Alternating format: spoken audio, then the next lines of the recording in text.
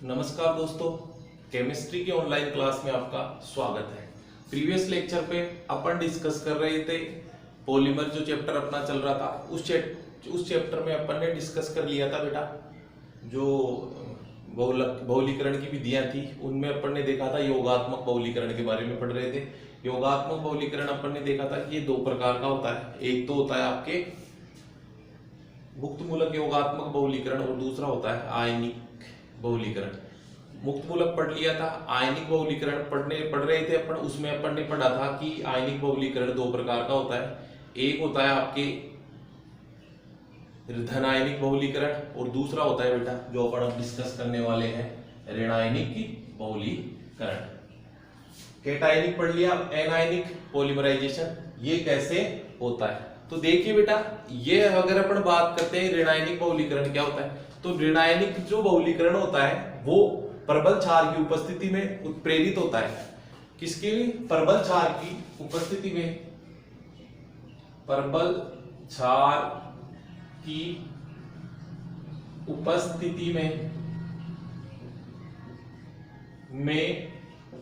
उत्प्रेरित होता है जिसमें क्षार नाभिक स्नेही की भांति, जिसमें क्षार प्रबल क्षार की उपस्थिति में उत्प्रेरित होता है, जिसमें क्षार नाभिक स्नेही की भांति कार्य करता है। यह प्रक्रिया 3 पदों में पूर्ण होती है। यह प्रक्रिया 3 पदों में पूर्ण होती है। 3 पदों में क्या होती है? पूर्ण होती है। तो देखो बेटा, इसमें वही आपके पास श्रृंखला प्रारंभन, श्रृंखला संचरण और श्रृंखला समापन। तो देखिए बेटा, पहला पद है श्रृंखला प्रारंभन। अब श्रृंखला जो प्रारंभन होगा इसमें देखो क्या होता है, CH2 double bond CHY। Clear है? वाइनिल और उसके व्युत्पन्नों में मैंने बताया कि आयनिक बहुलीकरण देखेंगे आप। आयनिक बहुलीकरण कहां पढ़ने को मिलता है आपको? वाइनिल और उसके व्युत्पन्नों में आयनिक बहुलीकरण आपको मिलता है। अब देखिए बेटा, ये वाइनिल का व्युत्पन्न है। यहां जो वाई समूह है, इलेक्ट्रॉन आकर्षी समूह है, इलेक्ट्रॉन आकर्षी समूह। इट मींस ये कोई इलेक्ट्रॉन खींचने वाला समूह है, अपनी तरफ इलेक्ट्रॉन विड्रॉ करेगा, अपनी तरफ इलेक्ट्रॉन को क्या करेगा? अट्रैक्ट करेगा। अब देखो यहां पे क्या है?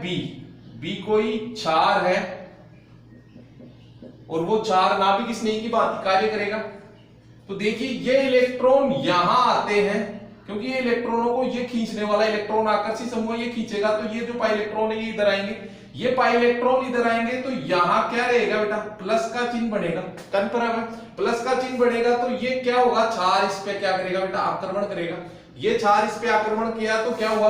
B CH2 CHY और यहां पे क्या आ गया बेटा? माइनस। क्यों?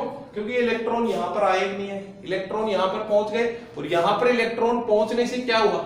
यहां पर इलेक्ट्रॉन पहुंचने से आपके ये जो था इसमें ये ऋणायन का निर्माण हो गया। किसका निर्माण हो गया बेटा? प्रथम पद में आपके पास ऋणायन का निर्माण हो गया। आपके पास ये नेगेटिव चार्ज वाला या ऋणायन का निर्माण हो गया। अब देखो बेटा, ये है श्रृंखला प्रारंभन। श्रृंखला प्रारंभन है, इसी में देखो और बताया आपको कि ये है जब बना हुआ CH2 CHY नेगेटिव। अब इस पे कोई और एकलक इकाई जुड़ती है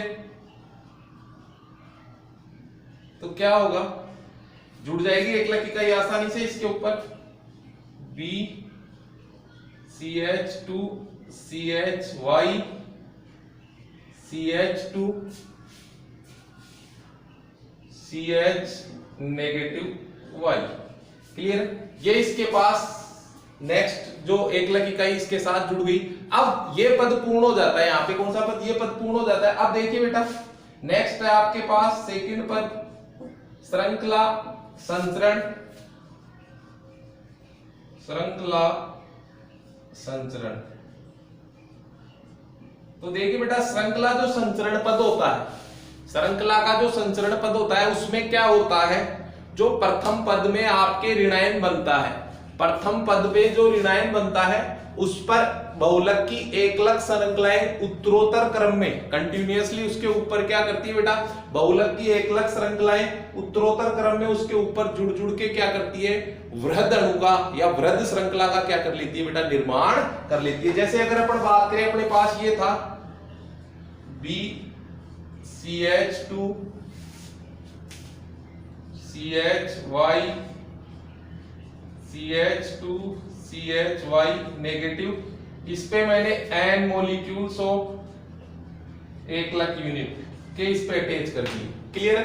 तो ये इस पे अटैच करूंगा तो क्या बनेगा आपके पास बनेगा बेटा, देखिए इसको क्या बना, BCH2 CHY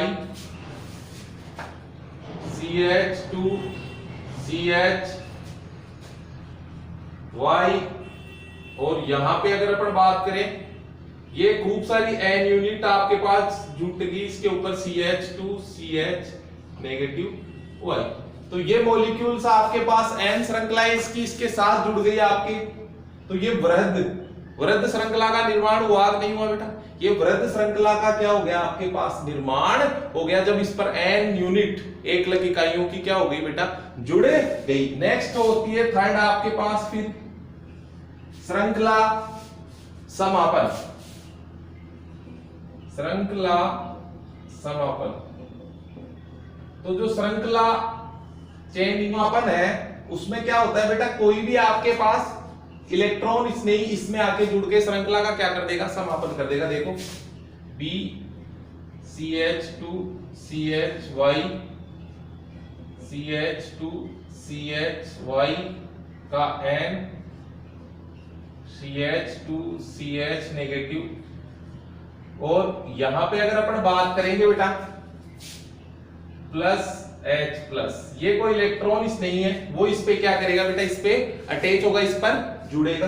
अब इलेक्ट्रॉन इसके ऊपर जुड़ेगा तो देखिए क्या होता है, ये इलेक्ट्रॉन यहां ही जुड़ेगा, नहीं जुड़ेगा, तो क्या हुआ आपके पास BCH2 CHY CH2 CHY का whole N CH2 CH2Y। Clear है? और ये क्या आपके पास पड़ गया बेटा, आपका पॉलीमर का क्या हो गया बेटा, फॉर्मेशन।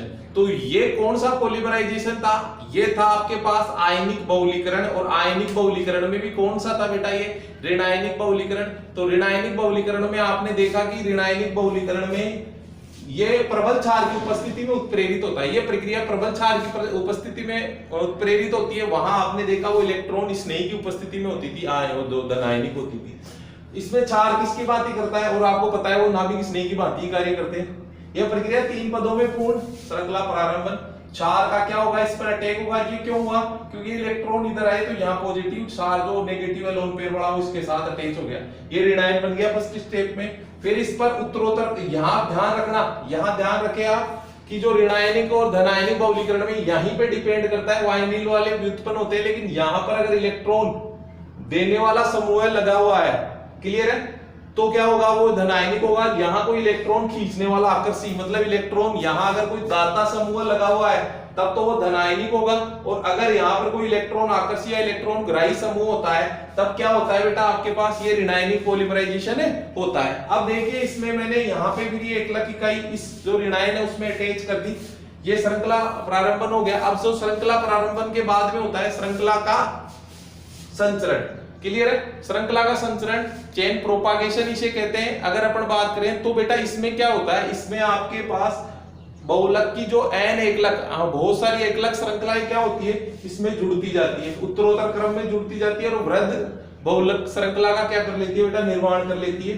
फिर इसके बाद में आपके थर्ड होता है श्रृंखला समापन। जब खूब सारा बड़ा बहुलक का निर्माण हो जाता है तो उसमें श्रृंखला का लास्ट में समापन होता है, और श्रृंखला का समापन यहाँ पर इलेक्ट्रॉन स्नेही की उपस्थिति में होता है। कोई इलेक्ट्रॉन स्नेही आके ऋण आयन से जुड़ जाता है और उदासीन बहुलक का क्या कर लेता है बेटा, निर्माण कर लेता है। तो इस प्रकार से आपके क्या हुआ, ये आयनिक बहुलीकरण भी क्या हो गया बेटा, कंप्लीट हो गया।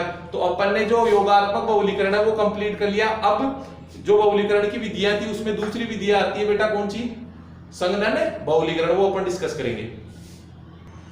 अब नेक्स्ट देखिए बेटा, संघनन बहुलीकरण, संघनन बहुलीकरण, कंडेंसेशन पॉलीमराइजेशन। अब संघनन बहुलीकरण की अपन ने पहले भी डिस्कस किया था कि संघनन बहुलीकरण, संघनन बहुलकों में पढ़ा था अपन ने, योगात्मक बहुलक और संघनन बहुलक पढ़े थे, वो वहां पे उनके टाइप्स में पढ़े थे। अब यहाँ पे पढ़ रहे हैं वो मैकेनिज्म कैसे होती है। तो संघनन बहुलीकरण में क्या होता है बेटा,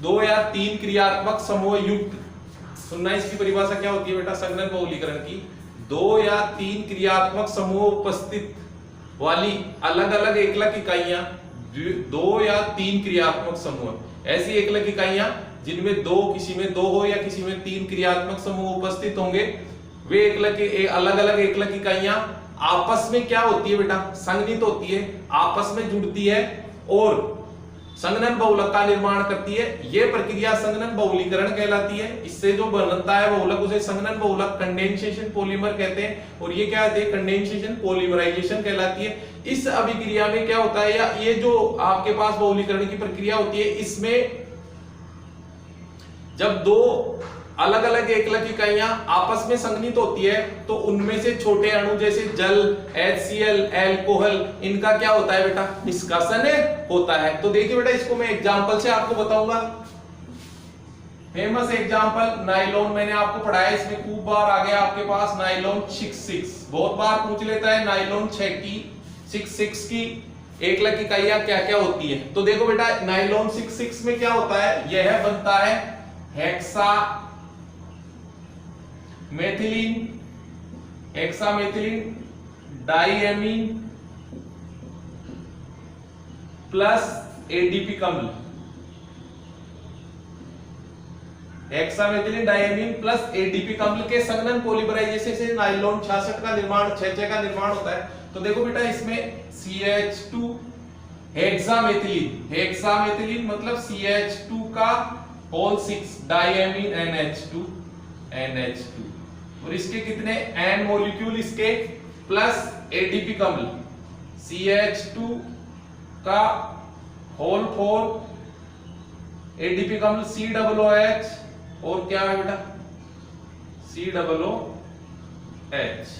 क्लियर है, ये इसके N मॉलिक्यूल और इसके भी क्या लेते हैं बेटा N मॉलिक्यूल्स, ये कंडेंस होते हैं।